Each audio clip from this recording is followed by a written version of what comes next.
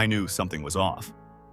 When I got to the restaurant and the waiter asked if I'd still be needing a table for 5, I smiled and said yes, knowing full well I shouldn't have.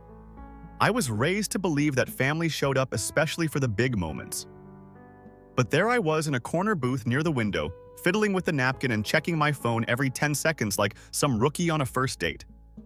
I even laughed to myself, trying to play it cool. "They're just late," I muttered under my breath as I ordered a drink. I didn't really want. My name's Marcus.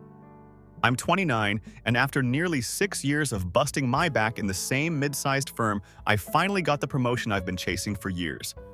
Senior Project Director. It wasn't just a title, it was validation. It was all the nights I worked past midnight while my friends were out. It was every weekend I said no to a beer so I could finish another report. It was stability. It was progress. It was mine. And I wanted to share it with the people who said they believed in me. My mom, my brother Tyler, my cousin Jasmine, and Uncle Carlos. That was the short list. The ones who said they were so proud of me last Christmas. The ones who cried when I bought Mom a car she could rely on and covered the mortgage when Dad passed. The same people who told me you're the glue holding us together. 2 hours passed, no calls, no texts. The only thing lighting up my phone was a notification from my banking app showing the restaurant tab climbing steadily. I told the waiter to bring out the entrees. I was too embarrassed to leave now, too stubborn to admit they'd bailed. It was when I took the first bite of my steak, trying to pretend I wasn't sitting in an empty booth, that my phone buzzed again. Family night out for the real success story. Attached was a group photo. Smiling faces, wine glasses. My mom, my brother Jasmine, Uncle Carlos, all dressed up at some beachside grill. Tyler was standing front and center holding a key fob in one hand and flashing a cheesy grin with the other. Behind him, a shiny new jet ski on a trailer. The caption, "He earned this. So proud of you, bro." I stared at that photo for what felt like 10 minutes. No mention of me. Not even a "sorry, we'll make it up to you." Just a big fat family gathering for Tyler and his impulsive toy. And then I saw the message from Mom sent exactly an hour before that post. "You're not exactly a priority right now. We'll catch up soon. Enjoy your dinner." I don't know what hit me harder, how casually it was written or how rehearsed it sounded. As if she'd been waiting for the right moment to finally say it. I paid the $194 bill, left a 25% tip because the staff kept pretending not to notice how alone I was, and drove home in silence. When I got inside, I didn't turn the lights on. I just sat at the edge of my bed, phone in hand, going through memory after memory like a silent slideshow. Every grocery bill I covered. Every "I'll pay you back next week" that never happened. Every emergency call that ended with me wiring money just until things stabilize. Every time Mom told me Tyler was just figuring himself out. Every lie I told myself that I wasn't being used. I walked into my home office, logged into the shared mortgage account I'd been silently funding for 2 years, and stared at the payment schedule. $1,625 monthly. Auto-deducted from my salary every 10th. I opened a new tab, clicked on the bank's contact. Canceled it just like that. Then I grabbed a sticky note, scribbled 5 words. Drove to the house I hadn't stepped foot in since Easter and taped the note to the door. Let him pay it now. I didn't even wait to see if they were home. I drove off, phone on silent. I went to bed without brushing my teeth or changing clothes. The last thing I remember was the sound of my heartbeat echoing in my ears. By morning, my phone had 73 missed calls. Most were from Mom, a few from Tyler, 1 from Uncle Carlos, and 3 texts from Jasmine that said, "Call me now, are you serious? And we need to talk." But I didn't answer any of them. I just scrolled slowly through the missed calls, staring at the timestamps like they were puzzle pieces trying to form an apology that hadn't yet arrived. That's when I saw the voicemail icon. I hesitated. Something about hearing their voices felt heavier than reading their texts, like it would make everything too real. But curiosity won. I pressed play. And what I heard next made me grip the edge of the nightstand until my knuckles turned white. It was my mother's voice, but not the one I grew up with. The soft sing-song tone she used when she tucked me in as a kid, or the proud voice she used when I made honor roll in high school. No, this one was cold, high-pitched, frantic. "Marcus, what did you do?" The mortgage bounced. "I got a call from the bank this morning and they said the payment didn't go through. I don't understand. Why would you do that without telling us? You knew we were counting on you." "Your brother." He's finally doing well. And you're being spiteful." Then, like some dramatic sitcom, she dropped her voice into a teary whisper. "This is not how family behaves." I replayed that line. This is not how family behaves. Again and again. The irony sinking in deeper every time. The next voicemail was Tyler. "Bro, this is messed up. Mom's freaking out. We were going to handle it. We just needed a little time. You didn't have to pull the plug like that. Seriously, are you trying to make us lose the house a little time? 2 years of payments, but apparently I should have given them more time." The third voicemail was Jasmine. She didn't even try to pretend. "Okay. Wow. So you're punishing the whole family now? Over what? A dinner? Grow up. You always act like you're the martyr. Like you're the only one who does anything for anyone. Newsflash, you're not the only one who works hard. Marcus Tyler's been hustling too. He finally got a break and we wanted to celebrate. I'm sorry your little job promotion got overshadowed, but you didn't have to blow up everything over it." That one made me laugh, a tiny joyless laugh. But still, my little job promotion. I sat on the edge of my bed looking around at the silence in my apartment. No family portraits, no souvenirs from group trips, just a clean place I paid for alone. It wasn't loneliness I felt though, it was clarity. I finally saw the pattern I'd been ignoring for years. My brother Tyler always got the attention. That he's just figuring things out excuse was the family motto when it came to him. Even when he flunked out of 2 colleges. Even when he totaled his first car. Even when he started 3 businesses and let each one quietly fold without paying back a single loan. He was the dreamer, the one with potential. Meanwhile, I was the dependable one. The invisible safety net. They didn't clap for me when I got my degree early. They didn't throw a party when I paid off mom's car or when I negotiated with the bank to stop foreclosure after dad passed. But they called me a good son in public. They loved that image of me always being the stable one, the provider, the reliable background character in their louder, messier story. Until I stopped. That afternoon, I finally answered one call. Uncle Carlos. He was always the more level-headed one. Never got involved unless things went nuclear. I figured if anyone deserved a conversation, it was him. "Marcus," he said, voice low and tense, "you've got to talk to your mother." Why, I asked, combat blunt. "So she can guilt me into covering for them again?" He sighed. "She's a wreck. Says she didn't know how left out you felt." I chuckled. She didn't know. Did she also not know? She texted me to say I wasn't a priority. Carlos didn't respond to that. Just silence. I let it hang there. "They've got 30 days, I said finally. That's how long until the bank posts a final notice." "She's scared they'll lose the house," he muttered. I shrugged even though he couldn't see it. "Maybe Tyler can sell the jet ski." Carlos actually laughed just once. Sharp and unexpected. Then he cleared his throat. "You're serious, aren't you?" For the first time in a long time, he didn't fight me on it. I think in some twisted way he understood. Maybe he'd seen this imbalance too, but didn't say anything. Maybe he'd been me once. Just further down the road. Later that night, I got a long message from Mom. She called it a misunderstanding. She said she didn't mean for the dinner to turn into a competition. She tried to soften the language. Even included an "I'm proud of you," buried somewhere in paragraph 5. But then she ended with, "Don't let this one mistake ruin everything we've built as a family." One mistake. It was then I realized we've been building 2 very different things. I'd been building trust responsibility structure. They've been building convenience, a system that worked as long as I didn't question it. The moment I pulled back, it cracked. The next morning, I checked the shared account. No payments had been made.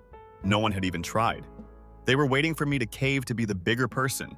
That was always the script. I closed the account entirely. By that afternoon, Jasmine showed up at my apartment uninvited. She knocked hard, and when I opened the door, she marched right past me like she owned the place. "We need to talk," she said, arms crossed. I stayed by the door. "About what? About this little tantrum you're throwing. You're hurting Mom." I stared at her. Hurting her?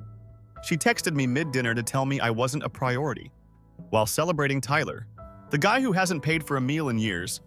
"He bought a jet ski," she shouted. "He's doing something for himself. That's not a crime." "No," I said slowly, but pretending like that's some grand achievement while dismissing everything I've done for the family. "That's the problem." She glared at me. Sharp. "You always act like you're the victim." "No." I'm done being the sucker, she scoffed. They're your family. They were, I said quietly. Now they're just people I used to pay for. That was when the shouting outside began. Tyler in the parking lot pacing next to Mom's car. I watched him through the window, rubbing his hands through his hair, yelling into his phone. I didn't need to hear the words. I could guess. Everyone and I didn't move because for once, I wasn't going to be the one who cleaned it all up. Jasmine didn't leave right away. She stood there staring at me like she was trying to find the old version of me. The one who would have apologized by now, maybe even offered to transfer a partial payment just to ease the tension. I waited, arms crossed, saying nothing. She must have realized I wasn't bluffing because eventually she turned without a word and walked out. No slam of the door, no dramatic final remark, just silence. It was a strange kind of calm after she left. Not peace, exactly, more like stillness after a long storm where you're not sure if the skies have cleared or if another wave is coming. I made coffee, I sat on my balcony, I watched the same neighbors walk their same dogs in their same routines. But my world had shifted. That afternoon I got a text from my old friend Devin. He'd been my roommate back in college.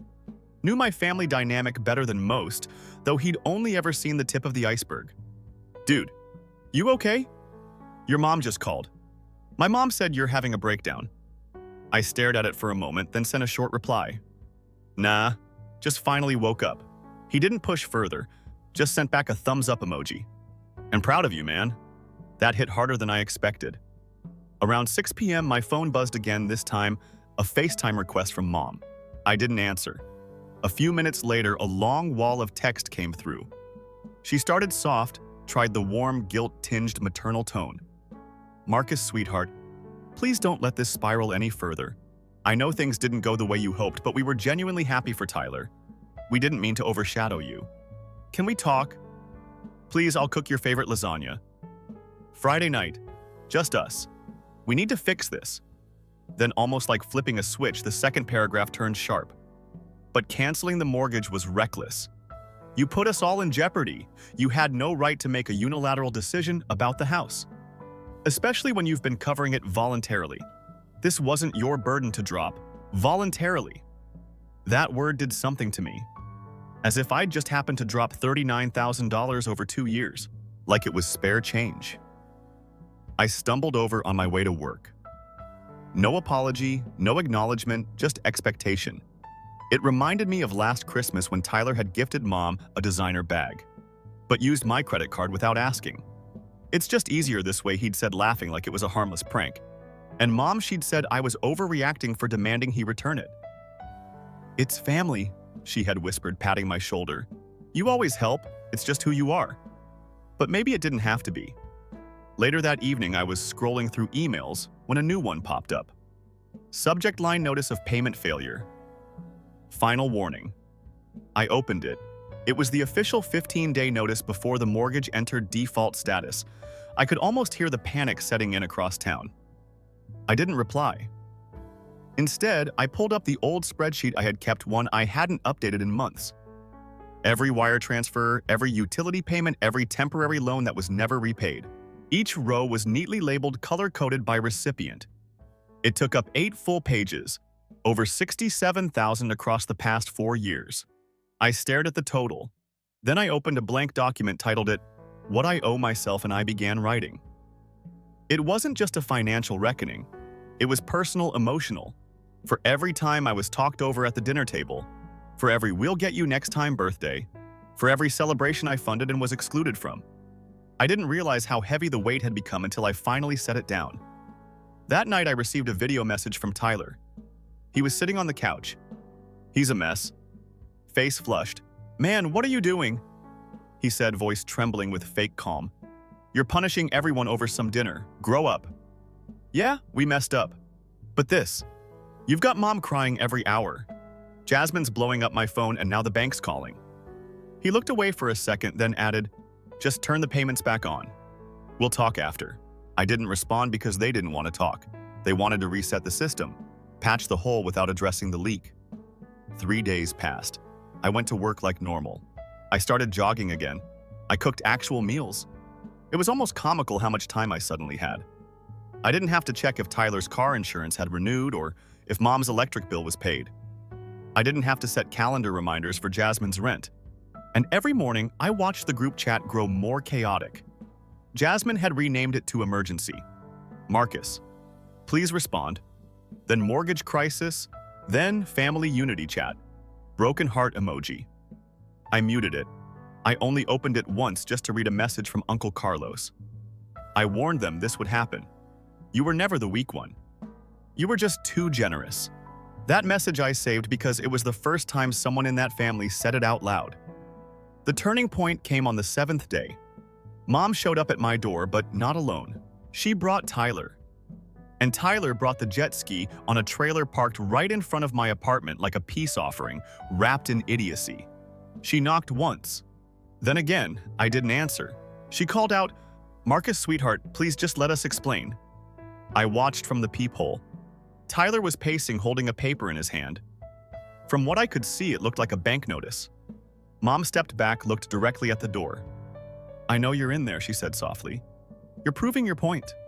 "Okay. We get it, you're upset. But don't throw away your family over one mistake." Another one. One mistake. That was when I realized she wasn't really here for me. She was here to fix the mortgage. Not the relationship, not the betrayal, not the years of emotional negligence. Just the payment. I didn't open the door that night. I just stood there watching them through the peephole until Mom gave up. And Tyler finally peeled away in that shiny black truck, towing his dumb $12,000 apology. I remember wondering if he'd even made the last insurance payment on it. The next day was payday.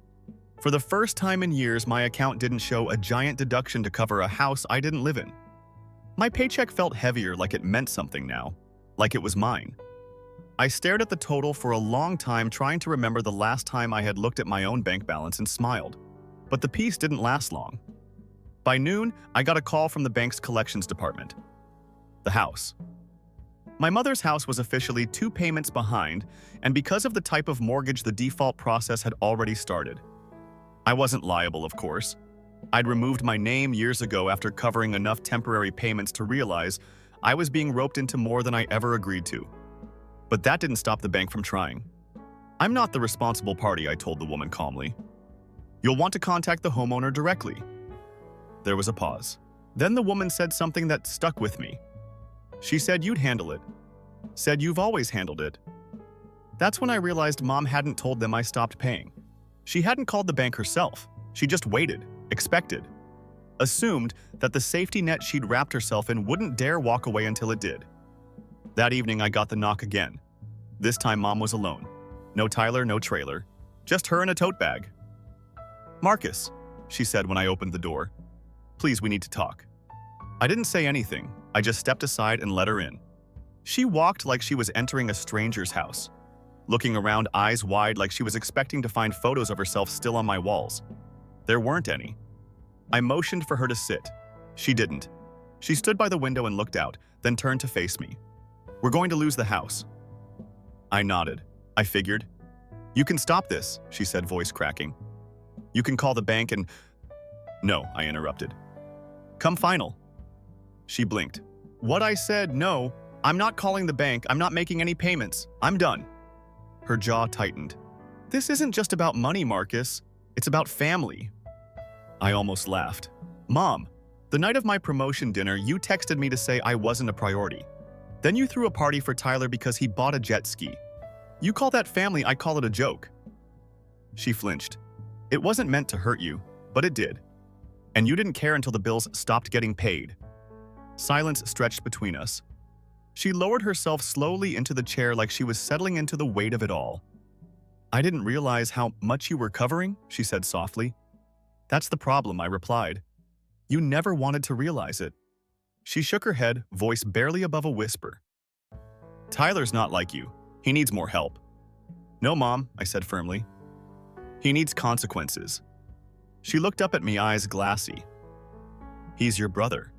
And I'm your son." She stared at me, and for once there was no defense, no script, no guilt trip. Just the empty echo of truth sitting heavy between us. "I didn't want to believe it," she said. "That you'd just leave us like this." "I didn't leave," I corrected. "I stopped being used." She swallowed hard. "What are we supposed to do?" "You figure it out like I had to, like adults do." She blinked, then looked away, and for a moment I saw her. Not as the mom who raised me, but as a person flawed, scared, and entirely unequipped to deal with the reality she'd built. When she stood to leave, she didn't hug me, she didn't cry, she didn't yell. She just gathered her bag and paused at the door. "Is this really the end?" she asked. I thought about it. About birthdays I spent alone, about covering holidays, tuition, medical bills, about every time I was asked to make room for someone else, but no one made space for me.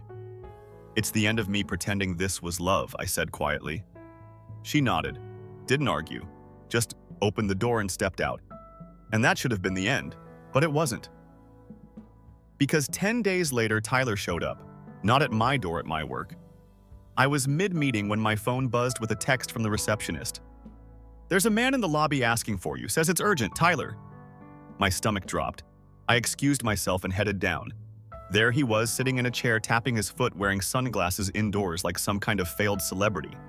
When he saw me, he stood. "Hey, we need to talk." I didn't move. "Here." "Yeah. Well, you've been dodging everyone. Figured I'd come to you." I led him outside. We stood under a tree near the parking lot. He wasted no time. "We lost the house," he said. I stayed quiet. "They gave Mom 30 days to vacate. Jasmine's trying to help but can't do much. Uncle Carlos is ticked. Says we should have seen it coming." I nodded once. "Why'd you do it, man?" he asked. "You got your little promotion. You were fine." "You mean financially?" I asked. He shrugged. "Yeah, you're the one with the stable job." And that meant I had to carry everyone else. He looked at me like I was speaking a different language. "I bought the jet ski because for once I wanted to do something for me," he muttered. "And I stopped paying the mortgage because for once, so did I." He stared at me and something shifted. His mouth twitched, a realization creeping in behind the ego. "Mom's going to stay with Jasmine," he said eventually. "I'll probably crash at Uncle Carlos's." "Good." He looked down at the gravel. "I guess I always figured you'd just keep handling it." "I know," I said. He looked back up, eyes narrowing. "So that's it. You're just out? Not out?" I said. "Free." He shook his head. "You think you're better than No, I said. "Just better without you." He didn't like that, but he didn't argue. Just turned, walked to his car, and drove off. That night, I opened my phone, scrolled through the group chat one last time, read every message I'd ignored. Then I deleted it. 1 week later, I moved to a new apartment, bought a desk I'd been eyeing for months, booked a solo vacation. I even got myself a new number. The money I used to spend on them, I put it into a high-yield savings account. The time I used to spend worrying, I spent reading, hiking, sleeping in. And the guilt? Gone. Because sometimes the cruelest thing you can do to someone who's used to leaning on you is stand up and walk away for good. Story 2. Aiden is my name. I'm 24 years old, and until recently, my parents had raised my younger sister Rachel and me in a modest 2-story suburban home that I used to consider home. From the outside, we most likely appeared to be just another typical family, but on the inside, we were a slow-burning psychological trap wrapped in duty, remorse, and allegiance. I've always been the one in charge. I've been expected to help out around the house ever since I began taking part-time jobs in high school. It began with me paying for my own clothes, phone, and gas. All right. It seemed reasonable. However, I was paying the internet bill, buying food half the time, and putting money aside for emergencies that always appeared to include the demands of someone else by the time I graduated from college. Rachel is typically 20 years old, manipulatively charming, and never hears the word no. All her life, she has been pampered like a visitor at a 5-star resort. Refused to take a job. She continues to discover that she failed yet another class. She simply finds school difficult. In 1 week, I spent $900 on Uber Eats and cosmetics. Don't pass judgment on her. She's stressed. In the meanwhile, I received my degree, found a remote work, and continued to assist around the house. I was constantly reminded of how appreciative I should be to be able to continue living rent-free like that whenever I attempted to establish limits. Justified whatever they took in some way. The worst thing wasn't even the animosity. It was how they would chuckle about it. When I pushed back, my dad had a favorite remark. "You'll thank me later for keeping you modest." My mother liked lengthy, resentful looks and quiet, as if I had breached some unwritten agreement. Rachel used to joke that I was the family's legless debit card. At the time, I dismissed it with a laugh. On my birthday, I shouldn't have everything broken. The kitchen was frigid when I woke up early.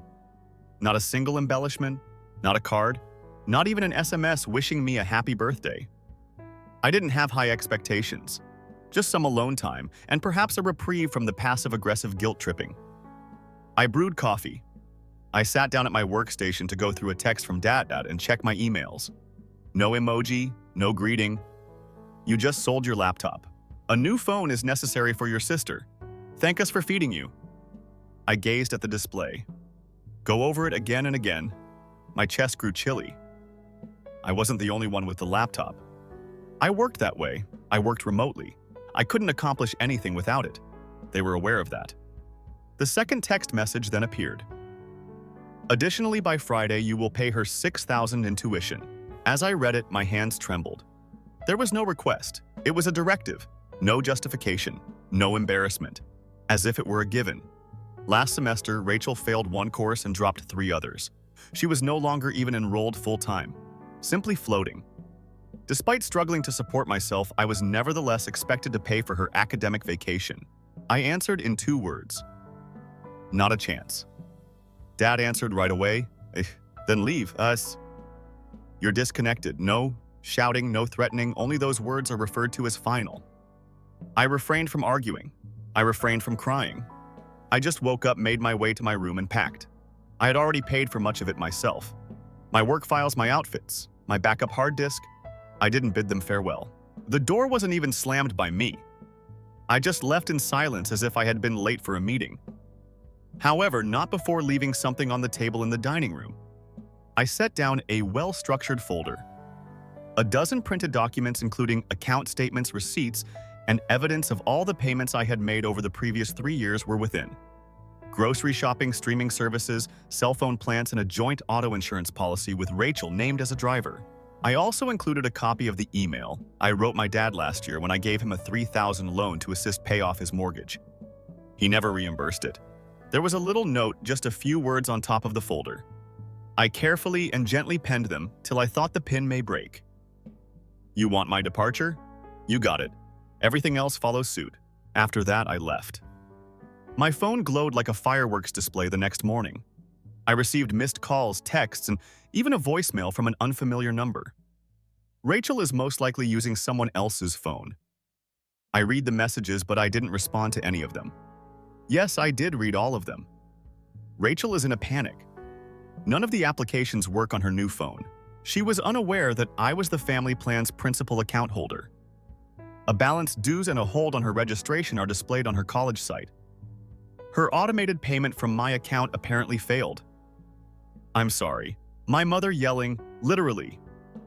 She alternated between crying and yelling that I had betrayed the family in her 6-minute voicemail. She pleaded with me to grow up and consider Rachel's future.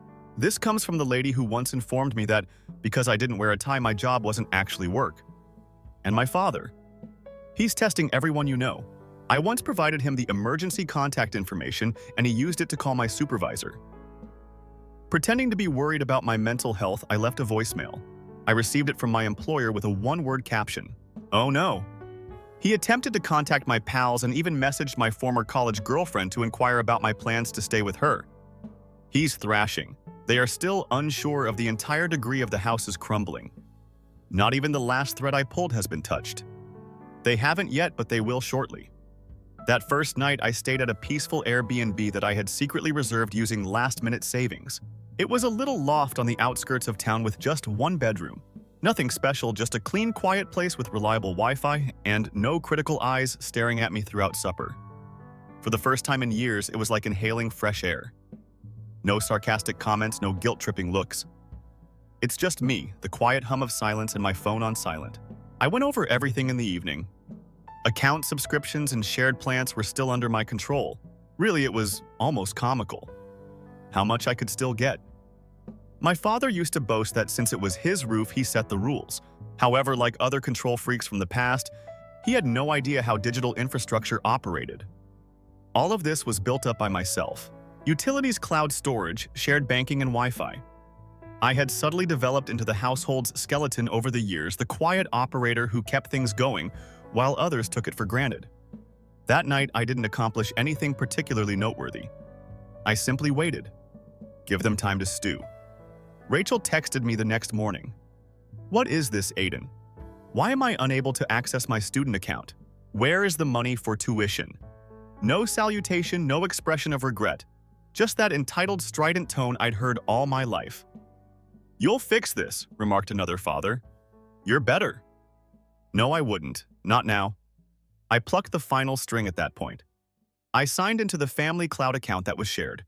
The one I created at the age of 17 as my parents were unable to utilize Google Drive. It was where all the critical documents were kept. Property records and tax returns. Rachel.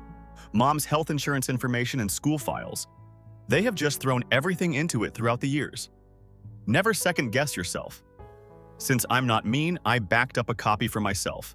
I then denied everyone else access.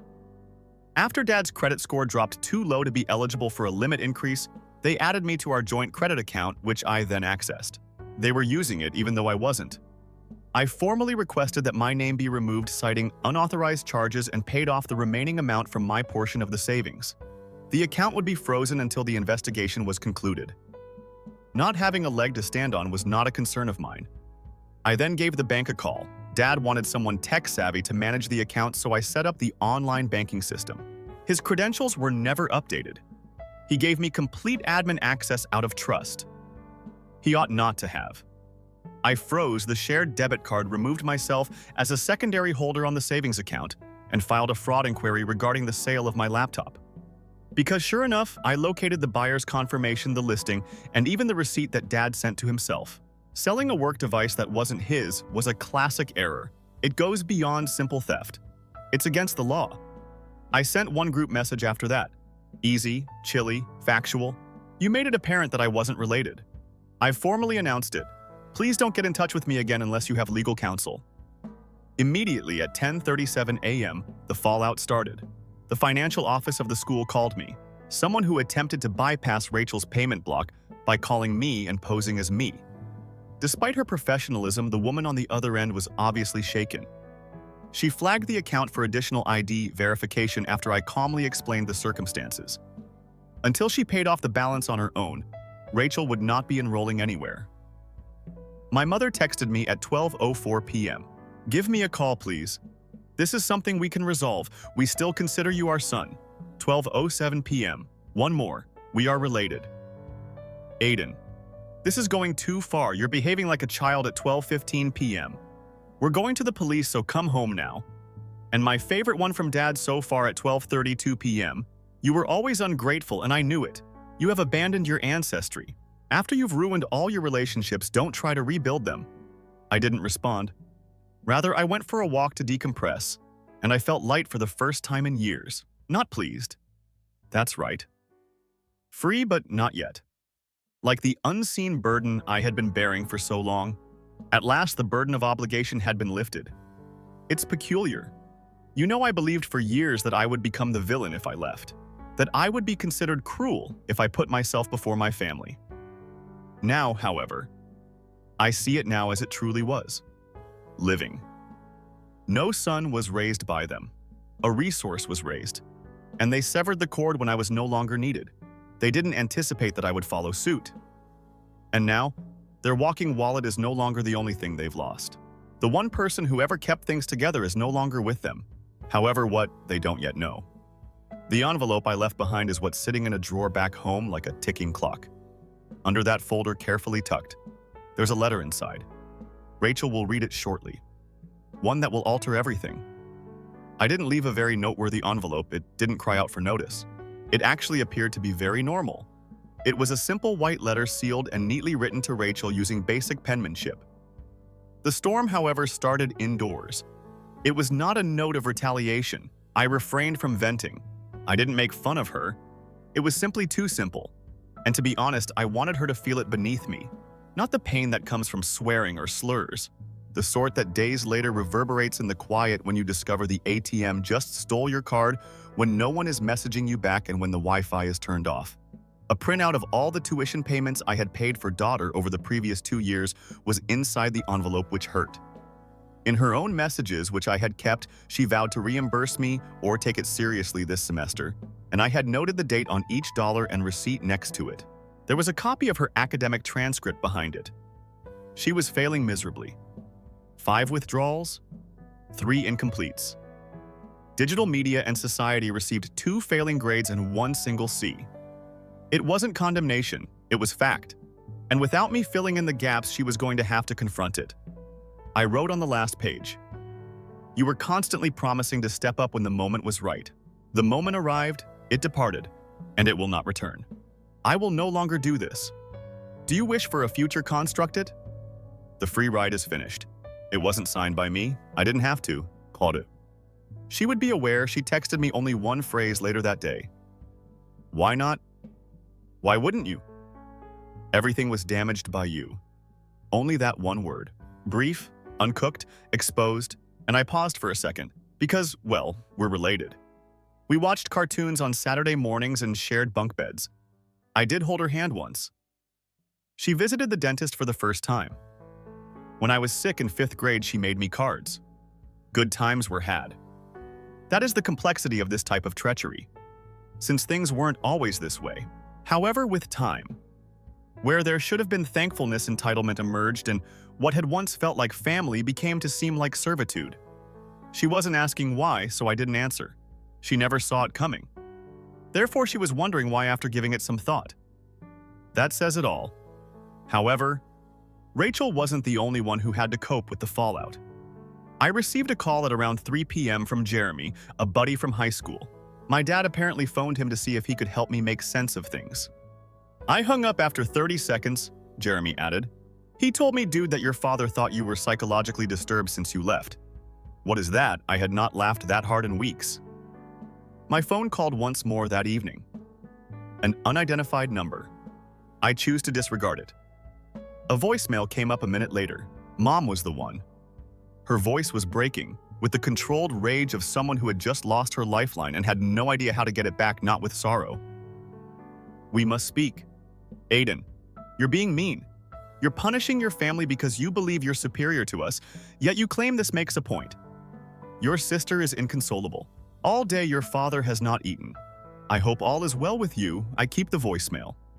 It was proof, not because I intended to utilize it for anything, evidence that they were still unable to comprehend even after everything came apart.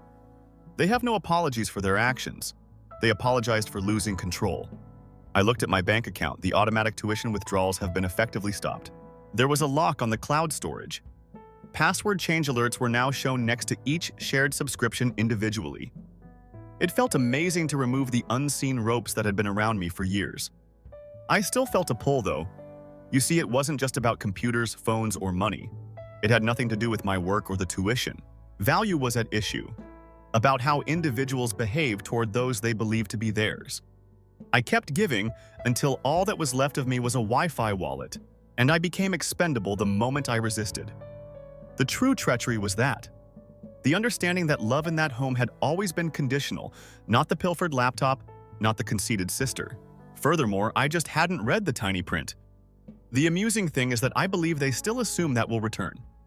They were unaware of the storage container I had been covertly filling for the previous 6 months with my actual treasures, private documents, childhood mementos, and emergency funds.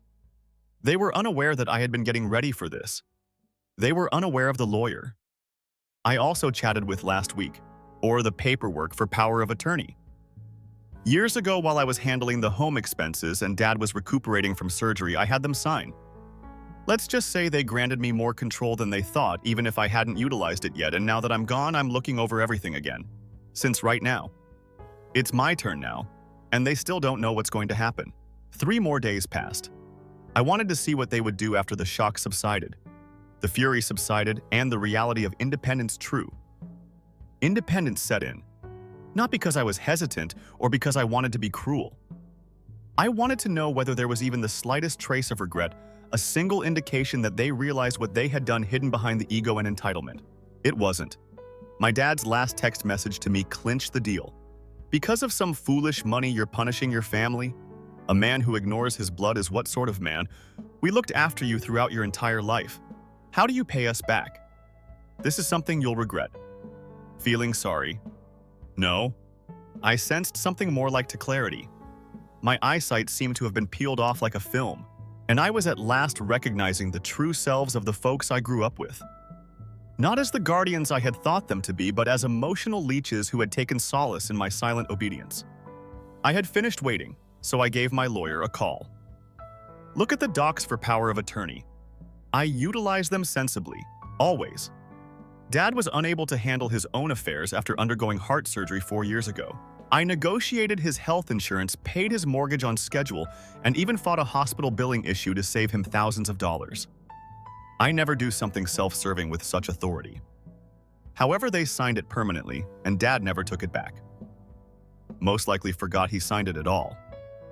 To be honest. Now my lawyer and I discovered something important after going over the records.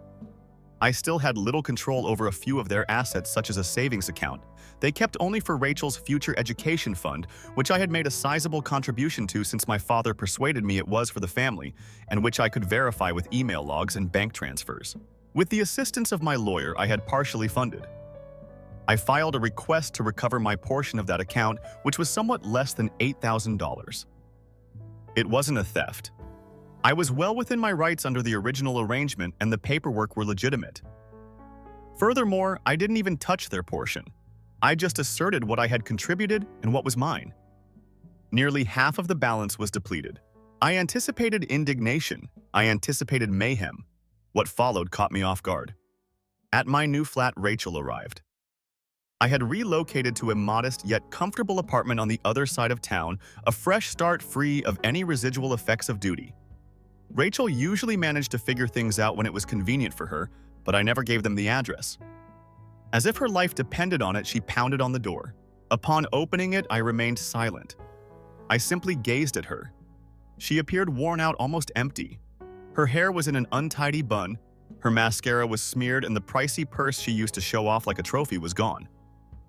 She had no clothes on, no ostentatious attitude, no bling. She had the appearance of someone who has been slammed into reality. "I must speak with you," she said. I moved to make room for her. I needed closure too, not because I owed her anything. Like she wasn't sure whether she was welcome, she perched on the edge of the couch. I refused to give her any water. I didn't inquire about her well-being. Rather, "Why are you here?" I asked. Despite the tears in her eyes, I didn't see guilt. I witnessed despair. "They're disintegrating," she said. "Mom is seldom speaking. Dad is going crazy. He yelled about fraud over the phone to the bank. The account was frozen. He is accusing me." She flinched as if I had smacked her when I raised an eyebrow. "My tuition money was stolen by you." "No," I responded coolly. I retracted my input. "You only have that fund due of my contribution. You just were unaware." She cast her gaze downward. "This is not what I asked for." "Indeed you did. Every time you ran up a bill, I told you that Aiden would take care of it. Each time you show off your class, and chuckled, since he will pay nonetheless. You allow them to guilt me every time you see them." When Rachel began to weep, I remained still to console her. I had no idea it would get this far. She whispered. I stated that was the issue. "It never went anywhere, did you? While you played, pretend you all thought I would always be there to solve everything, clean up the mess, and be the responsible one." There was a cloud of silence between us. At last, she got to her feet. "I apologize." I remained silent. She moved in the direction of the door. Maybe I thought, "We might be able to repair it. We are unable to." I said, "Not until everyone has experienced what it's like to live without someone repairing things for them." She didn't say anything more before leaving. And I didn't see any of them again after that. The bank emailed me a week later to confirm that the account separation had been completed. I used that money to reinvest in a certification course that I had been considering for a year, but had consistently put off due to my obligations to my family. I got a new job with more money, better perks, and total autonomy. A few weeks later, Mom tried calling again and left a message in which she said she missed me, that things had gotten out of control, and that they wanted to move on and start again as a family. However, since family does not utilize shelter as a kind of blackmail, there was no family to reconstruct. Your family does not demand thousands of dollars for your job gear as if you were their own ATM. The moment you establish boundaries, your family does not diminish your value. I removed the voicemail. I wasn't resentful. I wasn't upset. I had freedom. I built my life over the next few months. I took a trip. I came across individuals that viewed me as a person rather than a supplier. I started a hobby.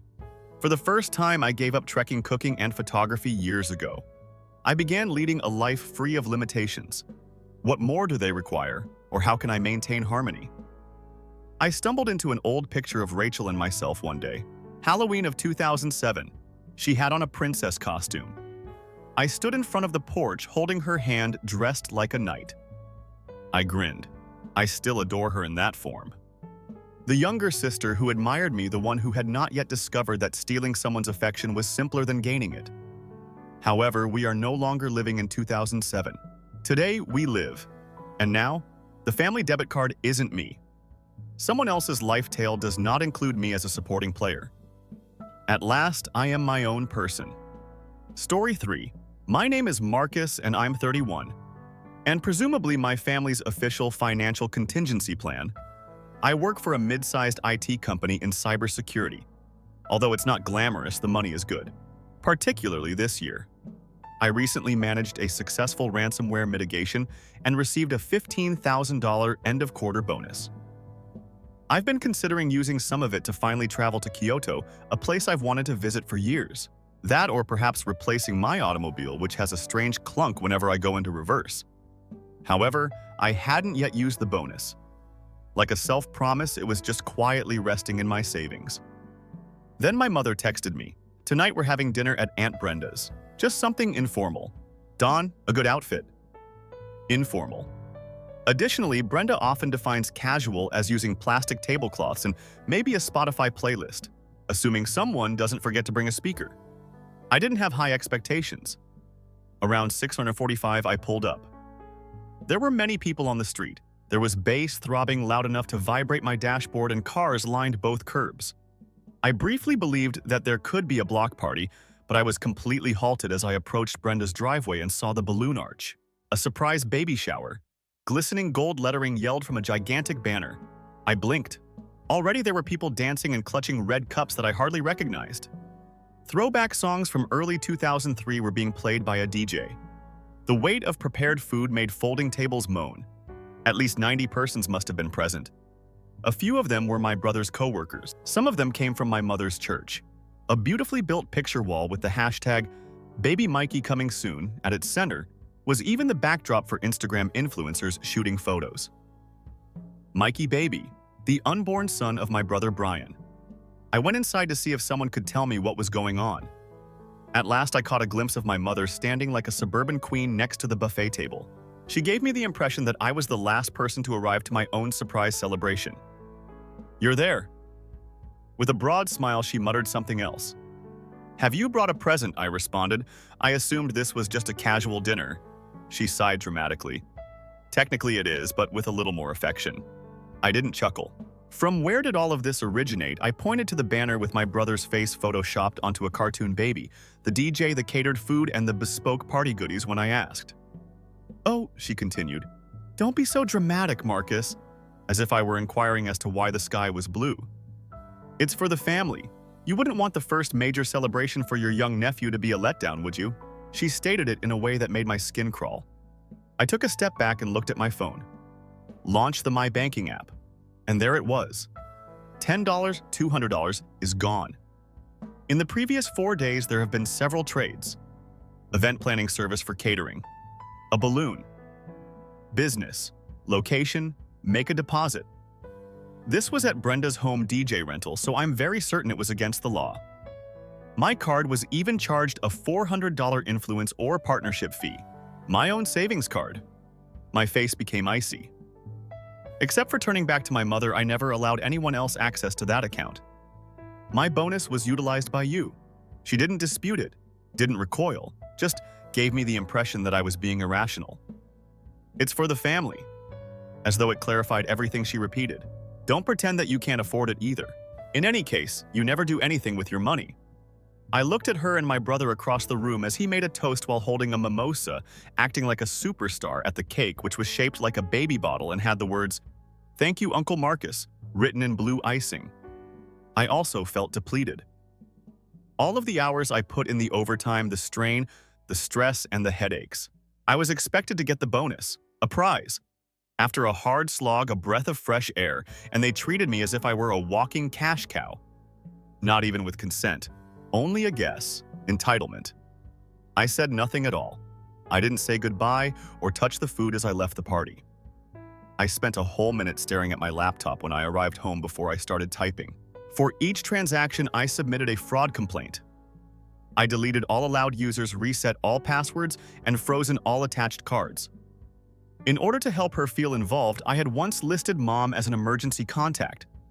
Then just for fun, I opened a shared folder containing my budget data and went through all of the previous items I had paid for, including rent, groceries, top-ups, Ryan's auto insurance, and my dad's dental bill. Mom even required a little assistance with the cost of a one-time church fundraiser that ended up becoming a cruise. I was never questioned, but they always presented it as aiding the family. As anticipated, I sent out one email. There should only be one topic line. You made a decision. I've included images of the emails verifying the reverse transactions, the charges, and the fraud reports. I then included a little message. You didn't deserve this money. I will no longer serve as your safety net. 1:13 a.m. is when I submitted it, by 6:50. My phone was constantly buzzing. Dad left 32 missed calls and SMS. What did you do? Mom left a voicemail that began with Marcus. In our family, we don't do stuff like this. And concluded with a suspicious-sounding sniffle. The kicker, though, the 7:05 a.m. knock on my flat door. I believed Brian had fractured the frame since he was banging so hard. The door was not opened by me. I saw Brian yell into the corridor while brandishing his phone as if it were a weapon, as if he could use sheer volume to push the money back into his account. I didn't recoil, remained silent. Simply wait. With their backs to the wall, folded arms. He eventually lost his temper and walked out saying something about phoning his mother. She was blowing up my email, and I knew it immediately. 8 unseen emails with varied degrees of guilt attached. We must speak. You're acting absurdly. Your mommy is me. I remained silent for the remainder of that morning. No TV, no music. While the mayhem erupted outside, there was just me, my laptop, and a fresh cup of coffee. I never responded to anyone. I didn't have to. The harm was already done. I wasn't going to let them stew, though. I wanted them to know the reason. I sent a thorough listed list to the family group chat at midday. It had dates and timestamps for each transaction that was completed without my consent. The fees for Instagram posts, including stories and premium DJ experiences for influencer packages, tiers 2 through 4, are indicated in red. 5 hours. I then included a screen grab of my saved amount. What remained of it? Just about $5,000. After months of grinding, it was all that was left. I mailed it with a brief message.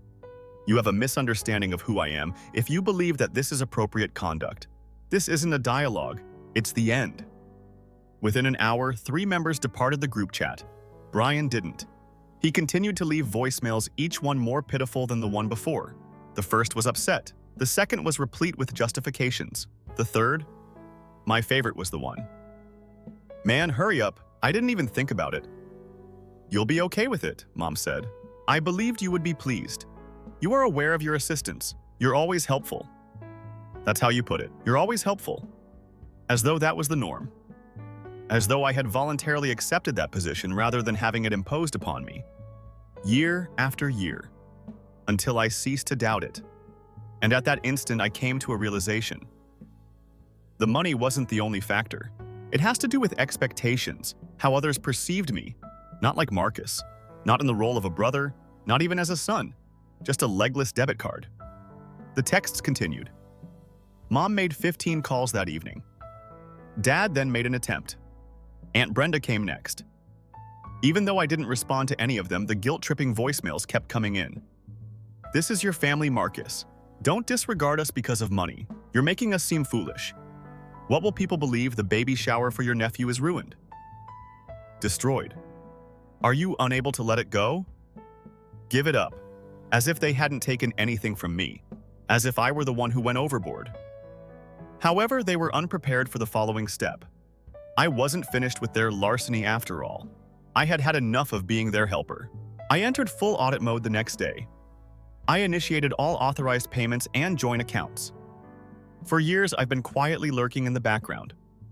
I compiled a list. Mom's membership to the gym. That's the phone plan. The Netflix account of Brian. It's funny that he didn't even request the password. One day, I simply logged in and remained there. I made all the cuts. I canceled the old card, emailed all the service providers, changed all the passwords, and moved my checking account to a completely different bank. Since they only needed assistance for a few months, I even temporarily canceled the home insurance I've been paying for on the family home. By the end of the week, more than 2 years had passed. They weren't just kept out of my money. I couldn't access them. I finally did it that Friday night after shutting off my phone and switching to a new tab in my browser. I booked a solo trip to Japan, a 2-week getaway. No family, no drama, just me and the sound of Kyoto rain on temple rooftops. It felt like breathing after months of being underwater. But of course, they couldn't let that go. The next morning, I was woken by a knock on my door. Not pounding this time, just steady, persistent. I checked the people. It was Mom. No makeup, puffy eyes, hair pulled back in a messy bun that looked like she hadn't slept in. Standing just behind her, arms crossed and looking equally defeated, was Dad. She knocked again. I remained still.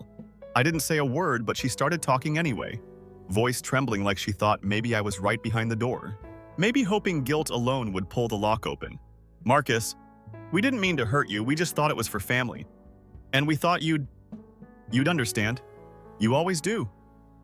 "Quiet," she continued. "I told Brian to use your card. I assumed you'd be all right with it. You're always helpful." Once more, there it was, that sentence. You're always helpful. As if being good once meant I'd signed a lifetime contract. As if saying no made me selfish. As if my value was connected totally to how handy I was for them. I watched her shoulder droop. She waited another minute, then went away. I stood at the door long after they had gone, just listening to the stillness. It was the loudest piece I'd ever heard. But the tale wasn't finished, because later that night, I got a call from a number I didn't know. No voicemail, no text. A single missed call left me feeling depressed. Then another. Then another. Finally, a text message from Brian arrived. Only 4 words. "This is something you must see." I simply sat there looking at the accompanying photo once I opened it. Because there was something unexpected about that picture. It was a photograph of a handwritten letter that had been folded once and appeared to have been tucked inside. Smeared ink and something at the bottom.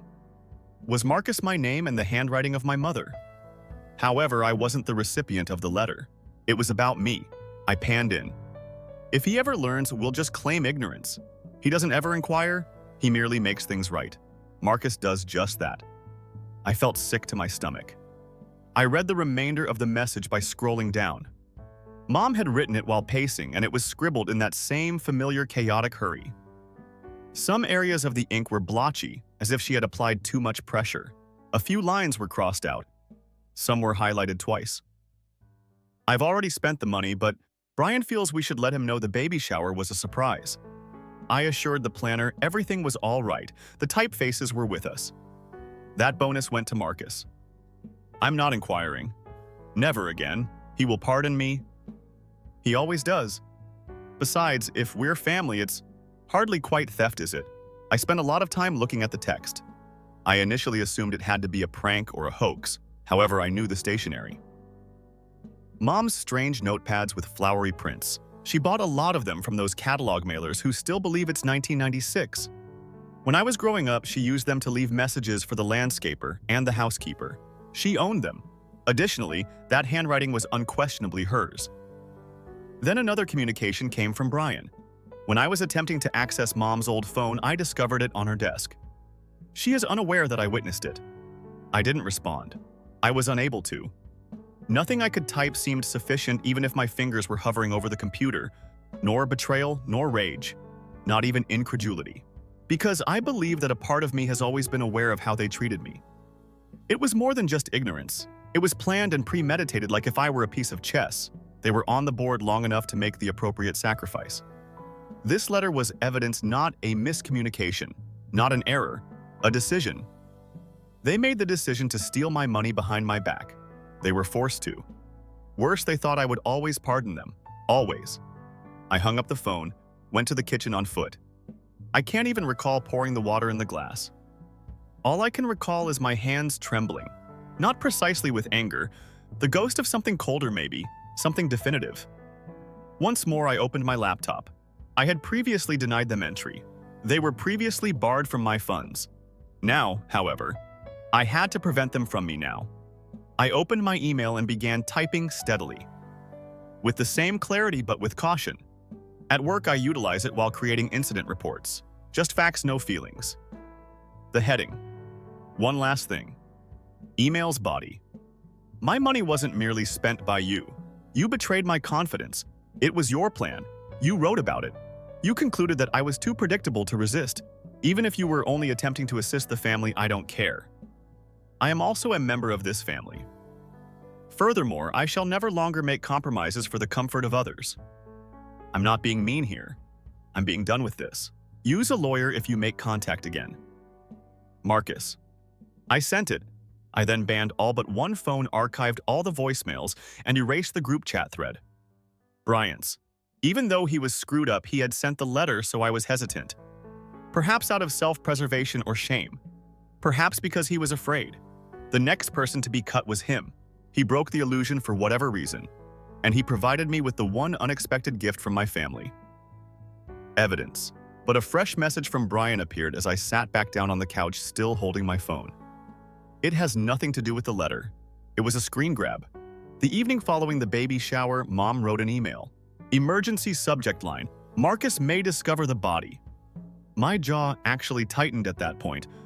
We're done if he freezes the accounts before the refunds are processed. You must persuade him that it was all a mix-up. Inform him that I was unaware of the allegations. If you have to act foolish, he'll accept your story. He has faith in you. Keep him from feeling deceived. We lose everything if he stops talking to us. Brian remained silent throughout. No defense, no apology, just a single message underneath the screenshot.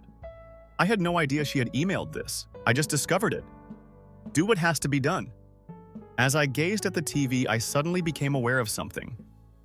They never imagined that I would go. Although they believed I couldn't, I had already left. I spent some time thinking about that final message. The subject line, the screenshot. The despair, according to Mom. Everything seemed unreal, like the last puzzle piece I needed but didn't want. Although I had always assumed she was capable of manipulation, I had never witnessed it in action. I've never seen the plan laid out so precisely. The perverse notion that a single falsehood would suffice. One well-executed apology. And as usual, I would fold. However, I wasn't folding this time. I was burning the entire playbook this time. Brian's message went unanswered. I didn't have to. He had fulfilled his obligation, perhaps due to guilt. To rescue himself, perhaps. However, I wasn't repairing the dam when he broke it open. Instead, I printed the email and the letter he had sent earlier and emailed it to myself. I placed them in a personal records folder. I needed a reminder, tangible evidence that I wasn't dreaming. Not because I intended to sue anyone, at least not just yet. That I wasn't going overboard. That I was betrayed by my family. It's one thing to walk away, but I wanted that certainty. Avoiding contact. The difficult aspect is that, particularly when they attempt to climb back in and fail to do so. The calls began primarily from Aunt Brenda, who tried the traditional method. Although I have no opinion, I simply want the family to resume its normal routine. I hardly spoke to my cousins until they texted me, saying things like, "We're worried about you," and "You know your mom only meant well," when checking in unexpectedly.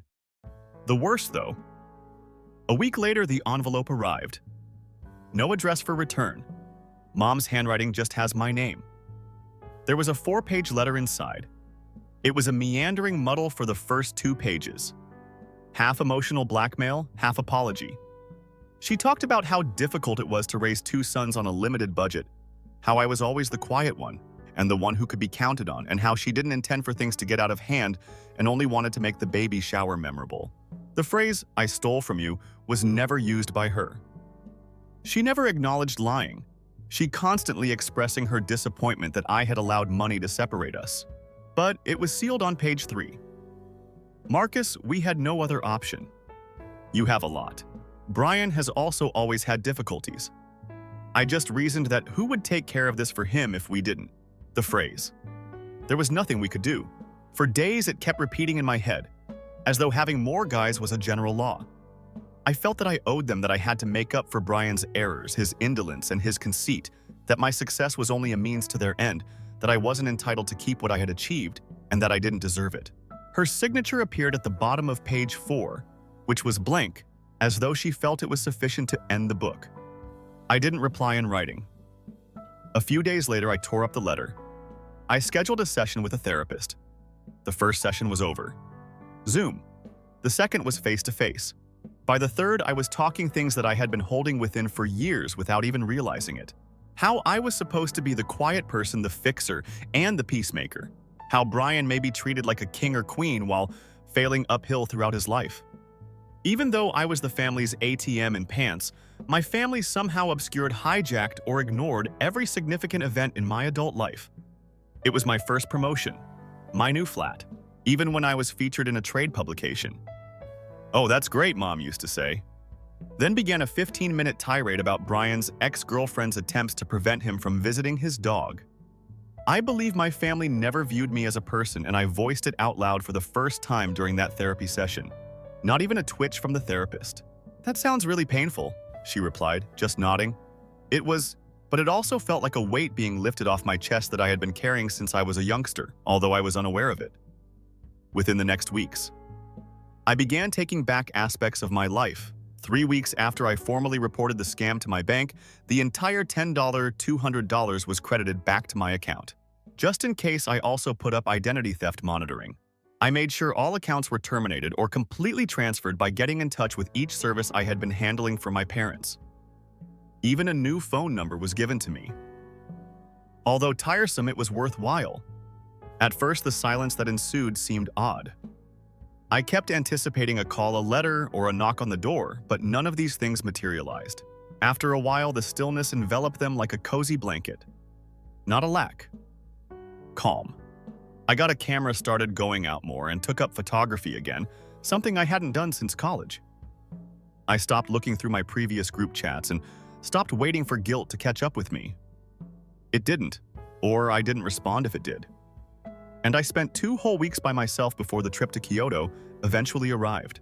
Early in the morning, when everything was still peaceful and misty, I went to shrines. I dined at ramen joints where no one recognized me. I spent hours doing nothing at all, strolling around gardens, taking pictures of cherry blossoms, and sitting next to koi ponds. No guilt trips, no demands. Only me. And it was sufficient for the first time in my adult life. I went and looked over the pictures I had shot while sitting beneath a lantern-lit bridge on the final night. I was drawn to one, a straightforward picture of my reflection on the water. Blurry, off-center, however, something about it felt natural, as if I could finally see who I was. Not the wallet, not the trustworthy backup plan, nor the fixer. Only Marcus. 31 years old and self-sufficient, complete. One final envelope was waiting for me when I arrived home. Mom wasn't the source of this. Brian sent it. No address for return, only a folded note. And a picture. According to the message, I'm relocating. Received a job offer in another state. Wanted this for you. For what it's worth, I am aware that I am undeserving of anything. I apologize, and I'm grateful. It was taken at the baby shower. An unscripted photo of me standing close to the door. The instant I became aware of what was taking place. It was all in my face. Startle, perplexity. I was hurt. I couldn't even recall it being taken. However, there was one final statement scrawled in his handwriting on the back. "You were worthy of better." I refrained from crying. I put the picture aside but didn't give him a call. Not as a recollection of treachery. To remind me why I will never return. Forgiveness does not imply forgetfulness. Boundaries are also not unkind. They're recovering. The decision was taken by my family, and I choose myself for once.